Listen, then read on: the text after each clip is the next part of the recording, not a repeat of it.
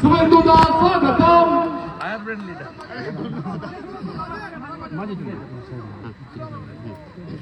भारत माता की जय।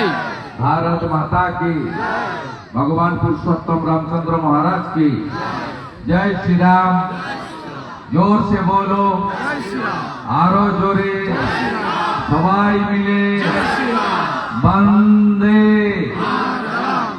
समवेत राष्ट्रवादी देशप्रेमी पृथिवीर सुप्राचीन धर्म सनातनी ভদ্রমণ্ডলী, শুধু ভদ্রমণ্ডলী নয়, আপনারা আজকে এখানে ভক্তমণ্ডলীও এসেছেন। কারণ আমাদের 500 বছরের যে স্বপ্ন পূরণ হয়েছে, নরেন্দ্র মোদীজির প্রধানমন্ত্রীত্বে রাম জন্মভূমি যে সংঘর্ষ সমিতি ছিল তার লড়াইয়ের জন্য সুপ্রিম কোর্টের হস্তক্ষেপে তার বর্ষপূর্তি হতে চলেছে, প্রতিষ্ঠার প্রথম বর্ষ। গতবারে 22শে জানুয়ারির আগে গোটা দেশ, গোটা পৃথিবীর হিন্দুরা 500 বছরের স্বপ্ন পূরণের আনন্দে উৎসবের পরিবেশ তৈরি করেছিল। এবারেও প্রথম প্রতিষ্ঠা দিবস ভগবান রামচন্দ্রের মন্দিরের প্রাণ প্রতিষ্ঠার আগে গোটা দেশ, গোটা পৃথিবীর হিন্দুরা নানা ধরনের অনুষ্ঠান আয়োজন করছে। এখানে সংকল্প রাম রাজ্যের শপথ নিয়ে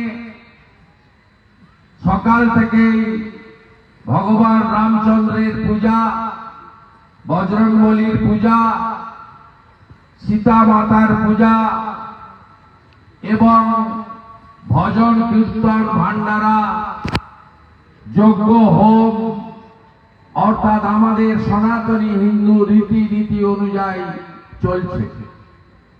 আমরা অনেক আগে পৌঁছেছি, 40-45 মিনিট আগে আমরা ভগবান রামচন্দ্রকে আরতি করেছি, কপালে চন্দনে চর্চিত করেছি, ভগবানের পায়ে, বজরংবলীর পায়ে ফুল দিয়েছি।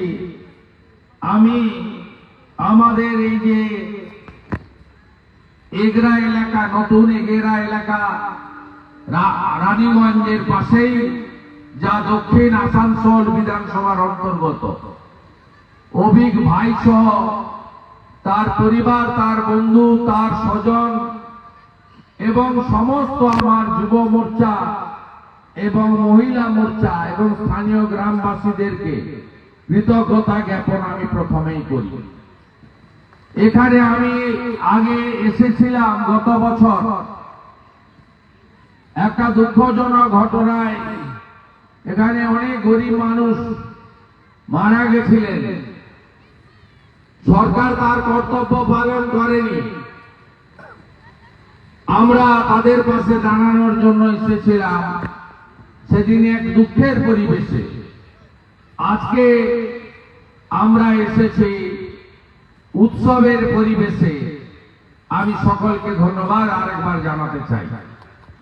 আমি এখানে আসতে পারতাম না যদি না বিশ্বের সর্ববৃহৎ রাজনৈতিক দল, যে দল নেশন ফার্স্ট মন্ত্রে বিশ্বাস করে, তার রাজ্যের সাধারণ সম্পাদিকা, লড়াকু নেত্রী এবং আমার কলিগ বিধায়িকা এবং এখানকার লোকাল এমএলএ শ্রীমতী অগ্নিমিত্রা পাল মহোদয়া আমাকে উৎসাহিত, অনুপ্রাণিত এবং আপনাদের কাছে আসার সুযোগ না করে দিতেন। আমি ধন্যবাদ জানাবো আমার রাজনৈতিক সহকর্মী, রাষ্ট্রবাদী প্রচারক ভাই বাপ্পাকে।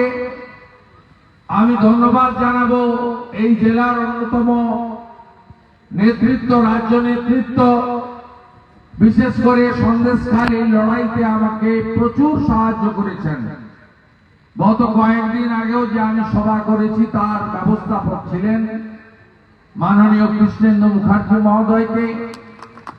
আমার কলিগ এমএলএরা এসেছেন, শ্রী নীলাদ্রি দানা মহোদয়, শ্রীমতী চন্দনা বাউরি মহোদয়, প্রবীণ বিধায়ক ডাক্তার সজ্জন, হিন্দুত্ববাদী নেতা রামনবমীতে যিনি লাঠি খেলা দেখান কুলটিতে, আমাদের ডাক্তার অজয় পোদ্দারজি এখানে এসেছেন, তাকেও আমি ধন্যবাদ জানাই।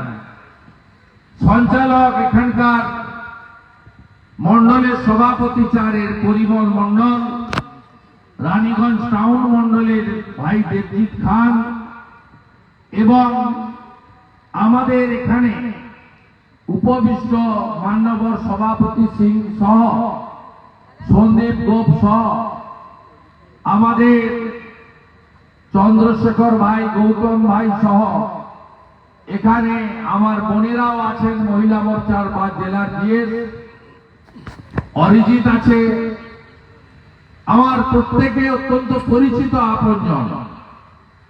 শীতটা গত কয়েকদিন ধরে পড়েছে, আমি সম্মানিত মঞ্চ বলে নিলাম, সকলকে যথাযথ স্থানে সম্মান এবং নমস্কার জানাই। আপনারা আমার উপস্থিতিতে বাপ্পার বক্তব্য এবং মাননীয় অগ্নিমিত্রা পাল মহোদয়ার বক্তব্য শুনেছেন। তারা খুব পরিষ্কার ভাবে বলেছে কেন সনাতনী হিন্দুদেরকে ঐক্যবদ্ধ হতে হবে। আজকে বাংলাদেশ আমাদের কাছে নতুন করে চোখের সামনে দেখিয়ে দিচ্ছে যে হিন্দুরা যদি ঐক্যবদ্ধ না হয় এবং সংখ্যায় কমে যায় তাদের অবস্থা কি হতে পারে। আমি ভাবলে অবাক হয়ে যাবেন যে আমরা অখণ্ড ভারতের স্বপ্ন দেখি। আপনি বলুন, আফগানিস্তান থেকে পাকিস্তান, বাংলাদেশ, নেপাল, ভুটান, শ্রীলঙ্কা, তিব্বত, মায়ানমার, ব্রহ্মদেশ, কত বড় এই দেশ ছিল। এই দেশকে কেটে কেটে কেটে কেটে কোন জায়গায় নিয়ে গেছে এবং অতীত ইতিহাস যদি দেখেন তাহলে আফগানিস্তান, কাবুল থেকে শুরু করে প্রত্যেকটা বড় শহরে হিন্দুরা, শিখরা, জৈনরা তারা সেখানে সমস্ত নেতৃত্ব দিতেন। আজকে সেই জায়গায় সম্পূর্ণভাবে শেষ করে দিয়েছে। সেখানে হিন্দু শূন্য, শিখ সমাজ শূন্য, জৈন সমাজ শূন্য। পাকিস্তানে লাহোর, ইসলামাবাদ, করাচি শহরগুলো পার্সি, শিখ এবং হিন্দু সম্প্রদায়ের হাতে সব ছিল। আজকে কার্যত সেখানে শূন্য, আমরা 1%-এর নিচে নেমে গেছি। পাকিস্তানে, বাংলাদেশে 1947-এ দেশ ভাগের সময় 33% হিন্দু ছিল, তখন ওটা পূর্ব পাকিস্তান, পাকিস্তানের অন্তর্গত ছিল। 71-এ 22% হিন্দু ছিল, আজকে বাংলাদেশে 7.5% হিন্দু। 1,83,00,000, 2 কোটির কাছাকাছি হিন্দু 17 কোটির মধ্যে। কেন এটা হচ্ছে? তার কারণ হচ্ছে এরা হিন্দুদের অস্তিত্ব মুছে ফেলতে চায়। সেই কারণে চিন্ময় কৃষ্ণ প্রভু আজ জেলে কেন? কারণ আমরা নানাভাবে বিভক্ত, ব্রাহ্মণ, ক্ষত্রিয়, বৈশ্য, শূদ্র। এখানে তো মমতা ব্যানার্জির আরেকটা চাষ আছে, হিন্দি ভাষী আর অহিন্দি ভাষী। এটা মমতা ব্যানার্জির চাষ। যত ভাগ করে রাখো, যত ভাগাভাগি করে রাখো, কখনো বলতে শুনবেন না যে উর্দু স্পিকিং আর বাঙালি স্পিকিং, বলে না, আমাদেরকেই বলে। গত নির্বাচনে ব্যারাকপুর বিধানসভা কেন্দ্রে রাজ চক্রবর্তীকে দাঁড় করিয়ে বাঙালিদের বলেছে এ বাঙালি। ভারতীয় জনতা পার্টির প্রার্থী ডাক্তার শুক্লা, তিনি হিন্দি স্পিকিং, যদিও তিনি বাংলায় জন্ম, বাংলার একজন কৃতি চিকিৎসক, উনি কখনো গিয়ে মুসলিম এলাকায় বলেননি যে তোমরা উর্দু স্পিকিং মুসলিম, বিহারি মুসলিম, আর তোমরা বাংলাদেশ থেকে আসা বা ভারতবর্ষে থাকা বা পশ্চিমবঙ্গে থাকা বাংলায় কথা বলা বাঙালি মুসলিম। কখনো বলেনি আমাদেরকে ভাগ করা।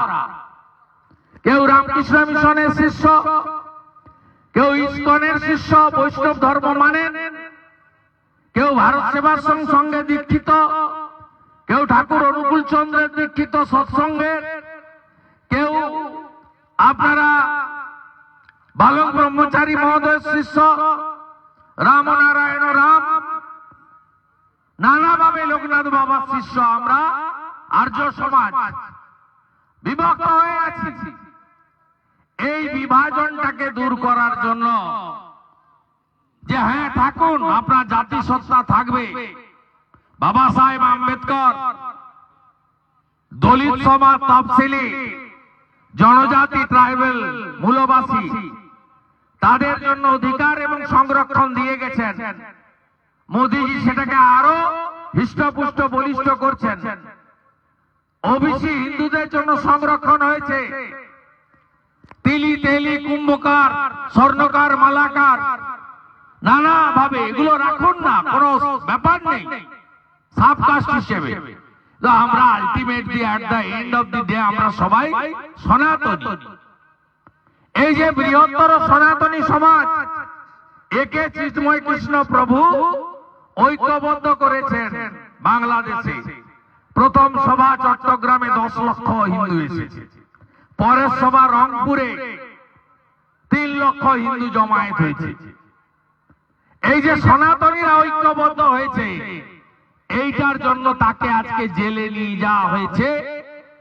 আপনারা জানেন একজন সন্ন্যাসী যে গৃহস্থ জীবন ছেড়ে দিয়ে তিনি সন্ন্যাসী জীবন যাপন করেন, তাকে নিজে রান্না করে খেতে হয়। তিনি আহার গ্রহণ করেন প্রসাদ হিসেবে রাধা মাধবের। তাকে কি কষ্টের মধ্যে রাখা হয়েছে আপনারা জানেন। আপনাদের কাছে অগ্নিমিত্রা পাল মহোদয়া বলছিলেন যে উমার হয়েছে, অভয়া রয়েছে, আমার কি, ঐক্যবদ্ধ হতে হবে। বাপ্পা বলছিল পুলিশের ভয়, জিহাদিদের ভয়, কাজ কেড়ে নেওয়ার ভয়। বলছে বাড়ির টাকা দিচ্ছে, আরে বাড়িগুলো তো ওরা দখল করবে, করে নেন না আপনি। বাংলাদেশে বাড়িগুলো সব তো ওরা দখল করেছে। আমার মা বরিশাল থেকে এক কাপড়ে এসেছে 1960 সালে। আমার মায়ের পিতৃদেব শিক্ষক ছিলেন ওখানে। 10 বিঘা জমি ছিল, সব জমি এখন ওরা নিয়ে নিয়েছে। আমি আরো জমি কিনুন, আরো বাড়ি ভালো করে বানান, 2 তলা 3 তলা ভালো করে বানান, সম্পত্তি বানান, সব ওরা দখল করবে, বসে আছে। সিনেমা দেখেননি আসানসোলে রামনবমীর মিছিলে? সিনেমা দেখেননি রানীগঞ্জে? দেখেননি? তাই আপনাদের কাছে আজকে ভগবান রামচন্দ্রের 22শে জানুয়ারির প্রাক্কালে এখানে এসে সমস্ত সনাতনী হিন্দু সমাজকে ঐক্যবদ্ধ হওয়ার আবেদন করব। শুধু বাংলাদেশের গল্প নয়, এ রাজ্যে যে সরকার আছে, এ সরকার তোষণবাদ সরকার। এ সরকার একটা সম্প্রদায়কে সামনে রেখে চলে। এই সরকারের আমলে 24 সালে ফালাকাটাতে দুর্গা মণ্ডপ আক্রান্ত হয়েছে। উলুধ্বনি, শঙ্খধ্বনি, ঢাক বাজানো যাবে না। গার্ডেন নিচে ঢুকে বলেছে মাইক বন্ধ করো আমাদের এলাকা। শ্যামপুরে দুর্গা ঠাকুর ভেঙেছে। অগ্নিমিত্রা পাল বলছিল নোদাখালী বজবজে লক্ষ্মী ঠাকুর ভেঙেছে। গুগ্গি সিং একজন শিখ সমাজের রাজাবাজার কলকাতায় প্রতিবাদ করেছিল বলে জেলের ভিতরে তাকে আটকে রেখেছে। লুধিয়ানা থেকে ধরে এনেছে মমতার পুলিশ।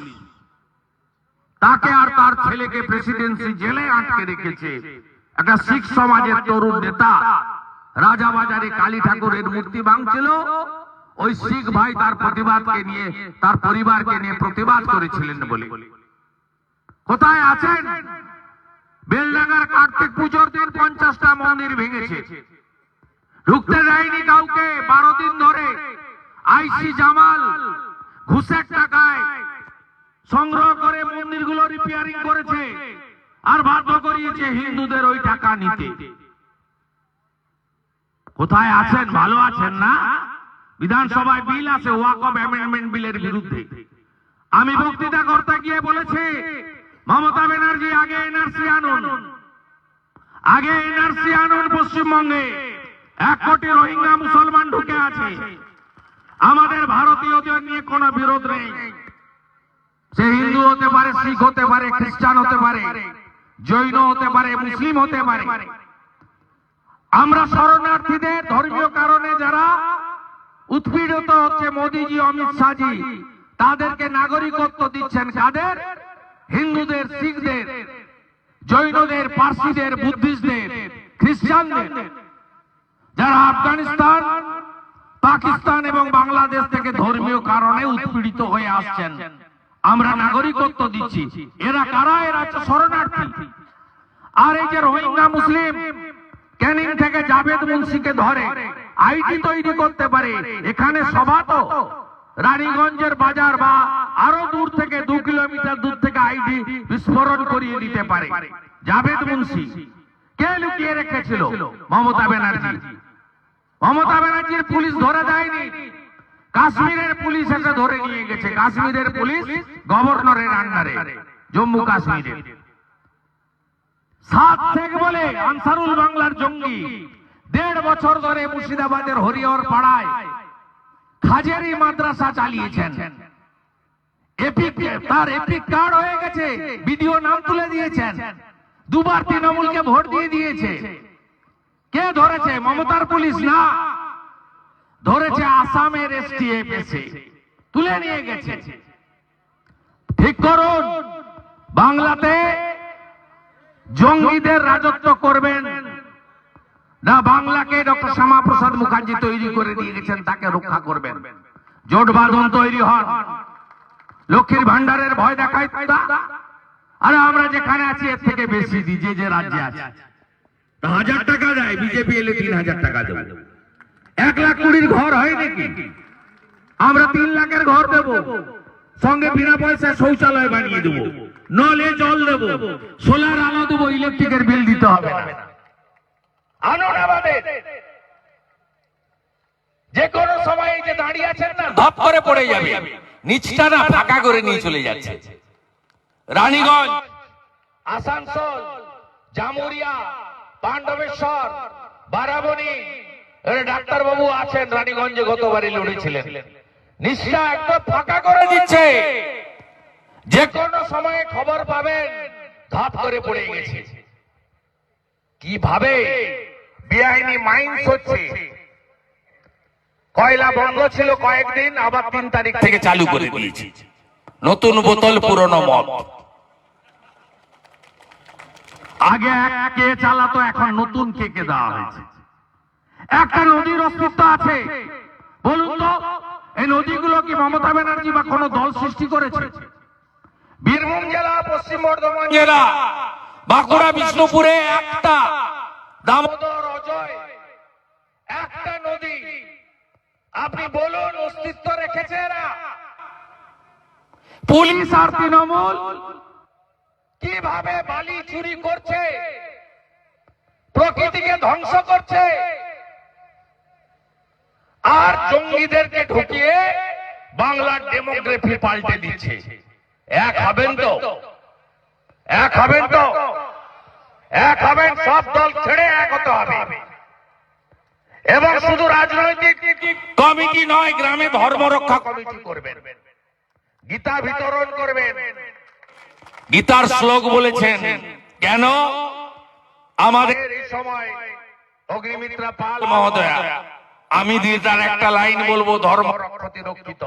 ধর্ম রক্ষাটা আগে করুন, তুলসী মঞ্চ স্থাপন করুন, শঙ্খ বাজানোর প্র্যাকটিস ফিরিয়ে আনুন, টিক পরে ঘুরবেন, কি আছে লজ্জা নাকি? মাথায় পারলে শিখা রাখবেন। আমাদের ধর্মীয় অনুষ্ঠানের দিন ধুতি পরবেন ছেলেরা, হিন্দু হিসেবে গর্ব অনুভব করবেন, পরিচয় দেবেন হিন্দু হিসেবে। হ্যালো বলবেন না, জয় শ্রীরাম বলবেন, হরে কৃষ্ণ বলবেন, বোম বোম বলবেন। ফিরিয়ে আনুন এইসব রীতিনীতি।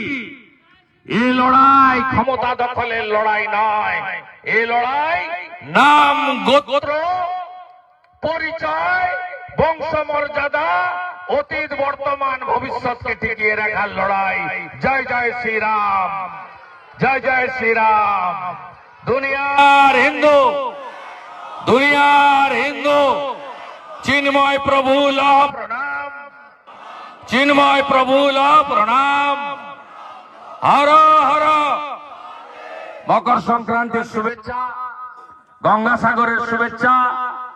কুম্ভ হচ্ছে দেখছেন তো, কতদিন পরে হচ্ছে দেখছেন।